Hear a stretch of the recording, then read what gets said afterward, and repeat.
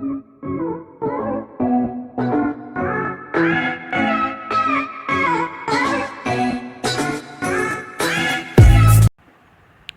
Students, आज हम आपके सामने लेकर आए हैं चैप्टर 3 क्लास 8 साइंस। चलिए समझते हैं इसको, क्या है इसके अंदर। सबसे पहले आपको नज़र आ रहा है स्क्रीन पर सिंथेटिक और मैन मेड फाइबर। सिंथेटिक और मैन मेड फाइबर का मतलब है यहाँ पर ऐसे फाइबर जो कि मैन मेड होते हैं। अब आपके सामने एक इमेज और दिख रही है नेचुरल फाइबर्स। ये आपके सामने दिख रहे हैं कॉटन, वूल एंड सिल्क। ये आपके नेचुरल फाइबर्स हैं। इन्हीं को जब हम कन्वर्ट कर देते हैं अपने यूज़ के लिए तो वो हमारे मैन मेड फाइबर्स हो जाते हैं। अब आप देख सकते हैं यहाँ पर आपको कुछ इमेजेस दिख रही हैं यहाँ पर पॉलिस्टर की, एक्रिलिक, नायलॉन, रेयॉन। ये आप अपने डेली लाइफ में आप अपने आसपास देखते हैं, अपने घरों में चीज़ों को नज़र आ जाती होंगी आपके, जो कि हम कपड़ों के रिगार्डिंग हम यूज़ करते हैं इनका। तो यही सब सिंथेटिक फाइबर्स हैं। सिंथेटिक फाइबर क्या चीज़ है, देखिए जरूर समझते हैं। Synthetic fibre is also chain of small unit joint together. यानी कि सिंथेटिक फाइबर एक ऐसी चेन है जो कि छोटे छोटे यूनिट से मिलकर बनती है। Each small unit is actually a chemical substance. हर एक जो स्मॉल यूनिट है वो एक केमिकल सब्सटेंस है। Many such small units combine to form a large single unit called a polymer. यानी कि जो मैनी सच स्मॉल, छोटी छोटी जो यूनिट्स होती हैं वो कंबाइन हो जाती हैं एक लार्ज सिंगल यूनिट में और एक पॉलीमर को बना देती हैं। अब इसके टाइप्स को समझ लेते हैं। ये भी हमने पीछे भी देखा था, अब आपके सामने फिर से आ गई है। तो ये सिंथेटिक के टाइप्स भी होते हैं, रेयॉन, नायलॉन, पॉलिस्टर, एक्रिलिक। तो सबसे पहला पार्ट हम समझते हैं रेयॉन। रेयॉन क्या चीज़ है?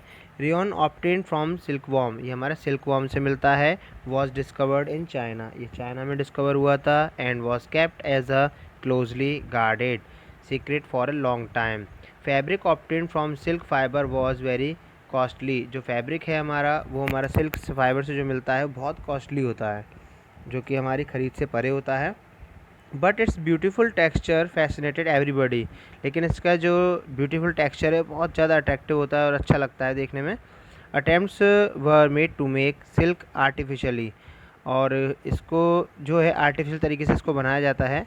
Toward the end of 19th century, जब 19th सेंचुरी का एंड हुआ था, scientist were successful in obtaining a fibre having properties similar to that of silk. Such a fibre was obtain by chemical treatment of wood pulp. यानी कुछ fibre जो है हमारे chemical treatment से तैयार हुए थे और इसी को हमने रेयॉन बोला था, या फिर इसको आप आर्टिफिशियल सिल्क भी बोल सकते हैं। इसी जो हमने नेचुरल रिसोर्सेज से हमें मिलता है वुड पल्प, उसी को हम और कन्वर्ट कर देते हैं रेयॉन में, तो हमारा मैन मेड फाइबर हो जाता है। नायलॉन को समझिए, सबसे पहले आप डेली सुबह उठते सबसे पहले ब्रश करते हैं वो आपका नायलॉन से ही बना हुआ होता है। Nylon is another man-made fiber. In 1931, it was made without using any natural raw material from plant or animal. यानी कि हमने इसमें कोई भी हमारा नेचुरल रॉ मटेरियल इसमें नहीं था। It was prepared from coal, water and air. ये तीन चीज़ों से मिलकर बना हुआ होता है, coal, water and air. It was the first fully synthetic fibre. ये पहला फुली सिंथेटिक फाइबर था। Nylon fibre was strong, elastic. Strong भी होता है, इलास्टिक भी होता है, एंड लाइट, और हल्का भी होता है। It was lustrous and easy to wash. ये लस्चरस होता है, इसको हम जल्दी से वॉश भी कर लेते हैं। So it become very popular for making cloth. और इससे हम क्लॉथ भी बना लेते हैं जिससे बहुत ज़्यादा पॉपुलर भी हो जाता है। कुछ एग्जांपल्स हम आपके सामने लेकर आए हैं नायलॉन के, देख सकते हैं आप, जैसे रोप है और सॉक्स है, toothbrush, tent house, parachute, curtain, sleeping bags, car की जो सीट बेल्ट होती है वो भी इसी का एग्जांपल्स है। पॉलिस्टर एंड एक्रिलिक, ये आपके सामने दिख रहे हैं, आपको ये भी नज़र आ जाते होंगे घर में अपने। तो ये सब पॉलिस्टर के बने हुए होते हैं। Polyester is another synthetic fibre. ये भी एक सिंथेटिक फाइबर है। Fabric made from this fibre does not get wrinkled easily. इसमें रिंकल नहीं पड़ते। It remain crisp and it easy to wash. ये जल्दी से वॉश हो जाता है।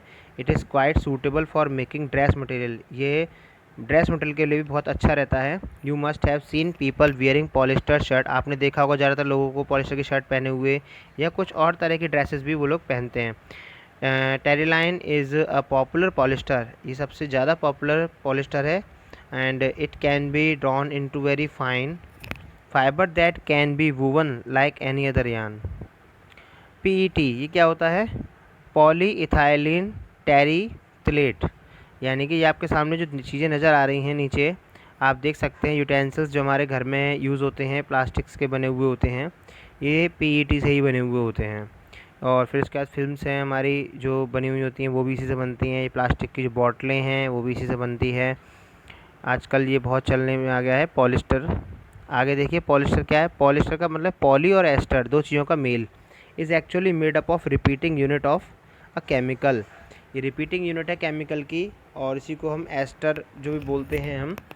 आप इसको आगे जब बड़ी क्लासेस में आएंगे तो आप इसके बारे में और डिटेल में पढ़ेंगे एस्टर्स क्या होते हैं। Ester are the chemical which give fruit their smell. Fabric are sold by name like polycot. इसका जो फैब्रिक है पॉलीकॉट के नाम से बिकता है, polywool, terricot. As the name suggest that these we are made by mixing two type of fibre. Polycot is a mixture of polyester and cotton. जो polycot है हमारा पॉलिस्टर और कॉटन का मिक्सचर है। पॉलीवूल जो है हमारा वो पॉलिस्टर और वूल का मिक्सचर है। इसके कुछ एडवांटेज और डिसएडवांटेज समझ लेते हैं। जो हमारे ये सिंथेटिक्स हैं ये हमारे स्ट्रॉन्ग होते हैं, थर्मोप्लास्टिक्स भी होते हैं। इसके बाद easy to care for, easily हम इसको केयर कर सकते हैं। लो एब्जॉर्बेंसी, इजीली अवेलेबल हो जाते हैं हमारे। कुछ इसके डिसएडवांटेज भी हैं। मेल्ट व्हेन हॉट, जब ये गर्म हो जाती है तो जल्दी मेल्ट हो जाती है, तो इसलिए इसके कपड़े लोग कम पसंद करते हैं पहनना, क्योंकि अगर गर्मी में किचन वगैरह में हम खड़े तो जल्दी चिपक जाते हैं स्किन से, तो वो परेशान करते हैं। और ये दोबारा रिन्यूएबल नहीं हो सकती। कैन बी एन एलर्जिक, ये एलर्जिक का भी कभी रूप बना लेती है।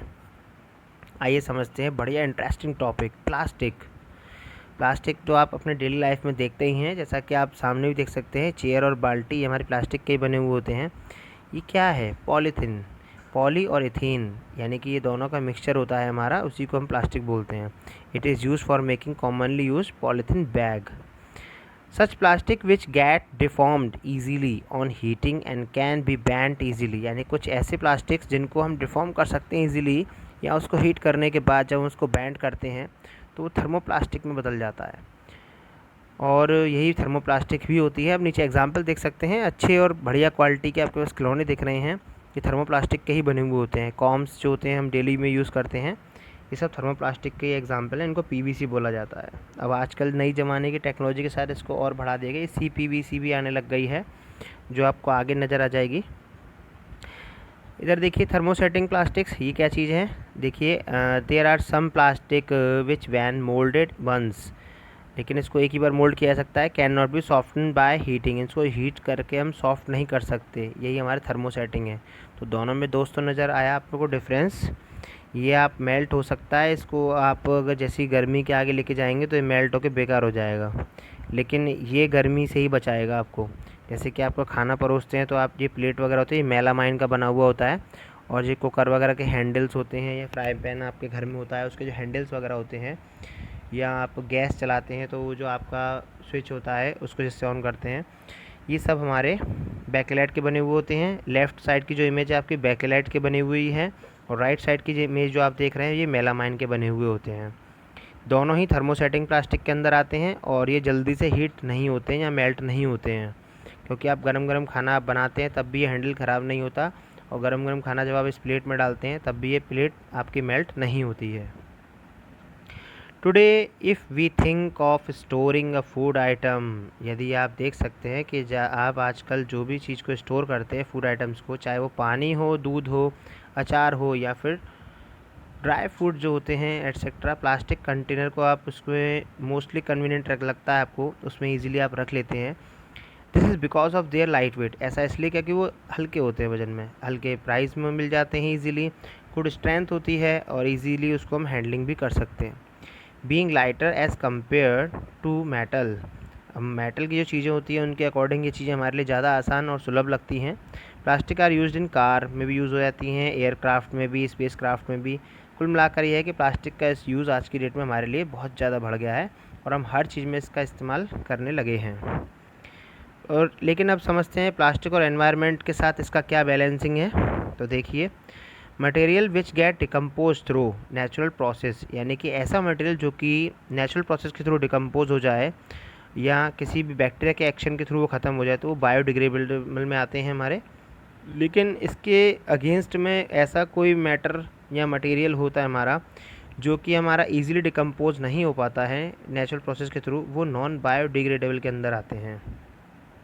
इधर कुछ टाइप ऑफ वेस्ट दिए हुए हैं आपके पास, और जो डिग्रेडेट हो जाते हैं हमारे कुछ टाइम पीरियड के अंदर, और उनकी नेचर क्या है वो भी दी हुई है। जैसे कि आप देख सकते हैं, पील of vegetable, fruit, left over food stuff, ये 1 से 2 वीक के अंदर हमारे डिग्रेडेट हो जाते हैं, ये बायोडिग्रेडेबल है। पेपर है हमारे यहाँ जो है वो 10 से 30 दिन के अंदर डीजनरेट हो जाते हैं, और ये भी हमारे बायोडिग्रेडेबल होते हैं। कॉटन क्लॉथ, ये भी 2 से 5 महीने के अंदर हमारे डीजनरेट हो जाते हैं, तो ये भी बायोडिग्रेडेबल हैं। वुड, वूलन क्लॉथ, ये सब बायोडिग्रेडेबल हैं। लेकिन इसी के अगेंस्ट जब आप देखते हैं tin, aluminium and other metal can, ये सारी चीज़ें 100 से 500 साल लगाती हैं डीजनरेट होने में, इसलिए ये नॉन बायोडिग्रेडेबल में आती हैं। इसलिए आज हर एक नागरिक का फ़र्ज़ बनता है कि वो 5R प्रिंसिपल्स को फॉलो करे: reduce, reuse, recycle, repair, reject. यानी जो चीज़ बेकार हो, जो चीज़ नॉन बायोडिग्रेडेबल हो, उसको हम रिजेक्ट कर देना चाहिए। कुछ चीज़ें जो रिपेयर हो सकती हैं उन्हें हमें रिपेयर करना चाहिए, दोबारा नहीं खरीदना चाहिए। कोशिश करिए उनको रिपेयर करें, जिससे कि प्लास्टिक का हमारे जीवन में यूज़ कम से कम हो। रिसाइकिल होने वाली चीज़ों को ज़्यादा खरीदें। रीयूज़, जिसका दोबारा इस्तेमाल हो सके उन्हें खरीदीजिए।